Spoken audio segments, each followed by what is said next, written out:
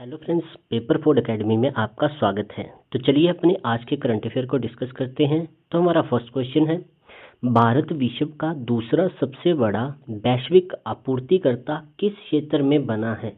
तो ये बना है नाविक के क्षेत्र में। हाल ही में मैक्सिको में भारत के नए राजदूत के रूप में किसे नियुक्त किया गया है? तो नियुक्त किया गया है एनगुलखम जाथोम गंगटे को। भारत और चीन के बीच नाथू ला सीमा व्यापार कब से पुनः शुरू होगा? तो ये शुरू होगा 1 अगस्त से। असम ने पहली बार किस देश को पुराबी आइसक्रीम का निर्यात किया है? तो ये देश है भूटान। भारत और नेपाल ने किस शहर में विरासत स्थलों का संयुक्त पुनरुद्धार किया है? तो ये स्थल कौन सा है? तो ये है ललितपुर। भारत विश्व में नाविकों का कौन सा सबसे बड़ा आपूर्तिकर्ता देश बन गया है? तो ये भारत देश बना है दूसरा देश। पुराबी आइसक्रीम किस राज्य का प्रसिद्ध डेयरी ब्रांड है? तो ये है असम राज्य का। भारत नेपाल द्वारा पुनः स्थापित विरासत स्थल किस देश में स्थित है? तो ये स्थित है नेपाल में। नाथू ला दर्रा किस भारतीय राज्य में स्थित है? तो ये स्थित है सिक्किम में। नाथू-ला सीमा व्यापार किन दो देशों के बीच होता है? तो ये होता है भारत और चीन के बीच में। मैक्सिको में नियुक्त भारत के नए राजदूत किस सेवा से संबंधित है? तो ये संबंधित है IFS से। भारत नेपाल विरासत संरक्षण परियोजना किस प्रकार के सहयोग का उदाहरण है? तो ये उदाहरण है सांस्कृतिक सहयोग का।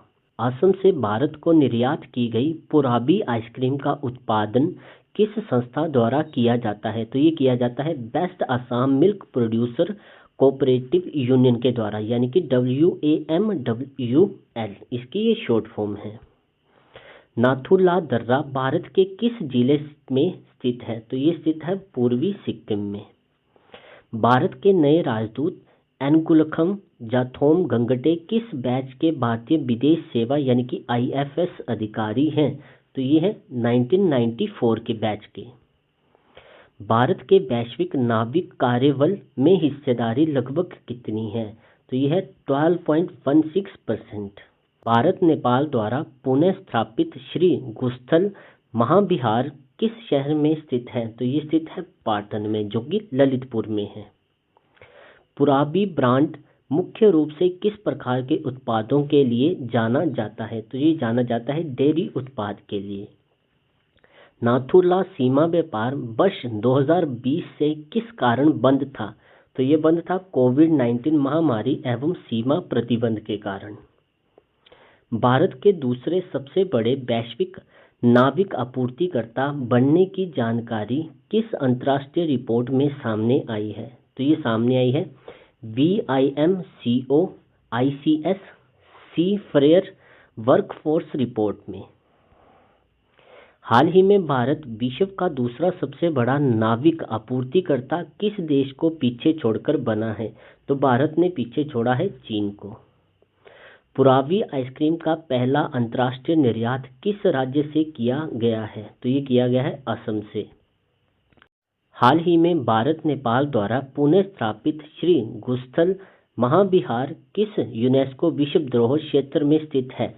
तो ये स्थित है हमारा काठमांडू वैली में। नाथू-ला दर्रा भारत को किस देश से जोड़ता है? तो ये जोड़ता है चीन से। VIMCO ICS सी फ्रेयर वर्कफोर्स रिपोर्ट किस क्षेत्र से संबंधित है? तो ये संबंधित है समुद्री परिवहन से। हाल ही में भारत नेपाल द्वारा संयुक्त रूप से पुनः स्थापित विरासत स्थल का नाम क्या है? तो उसका नाम है श्री गुस्थल महाविहार। पुराबी ब्रांड किस प्रकार के उत्पादों के लिए प्रसिद्ध है? तो ये प्रसिद्ध है डेयरी उत्पाद के लिए।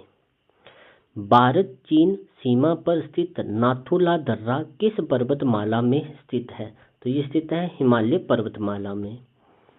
हाल ही में नाथू-ला सीमा व्यापार द्वारा शुरू करने से सबसे अधिक लाभ किस भारतीय राज्य को होगा? तो ये लाभ होगा सिक्किम राज्य को सबसे अधिक। भारत की विदेशी सेवा यानी आईएफएस किस मंत्रालय के अंतर्गत कार्य करती है? तो ये विदेश मंत्रालय के अंतर्गत कार्य करती है। भारत और नेपाल के बीच सांस्कृतिक सहयोग का प्रमुख उद्देश्य क्या है? तो इसका प्रमुख उद्देश्य है साझा सांस्कृतिक विरासत का संरक्षण। हाल ही में असम से भूटान भेजी गई पुराबी आइसक्रीम किस माध्यम से निर्यात की गई? तो ये निर्यात की गई सड़क मार्ग से। नाथुला दर्रा ऐतिहासिक रूप से किस प्राचीन व्यापार मार्ग का हिस्सा रहा है? तो ये हिस्सा रहा है सिल्क रूट का।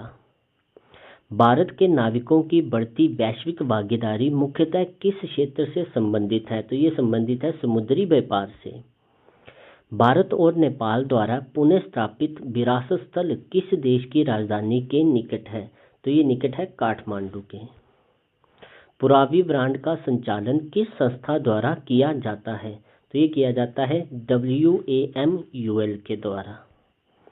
हाल ही में नाथुला सीमा व्यापार पुनः शुरू करने का प्रमुख उद्देश्य क्या है? तो इसका मुख्य उद्देश्य है सीमावर्ती व्यापार को बढ़ावा देना। हाल ही में चर्चा में रहा सी फेयर शब्द किससे संबंधित है? तो ये संबंधित है समुद्री जहाज़ों पर कार्य करने वाले कर्मचारियों से। तो यहाँ पे हमारे आज के करंट अफेयर कंप्लीट होते हैं। चलिए मिलते हैं हम नेक्स्ट वीडियो।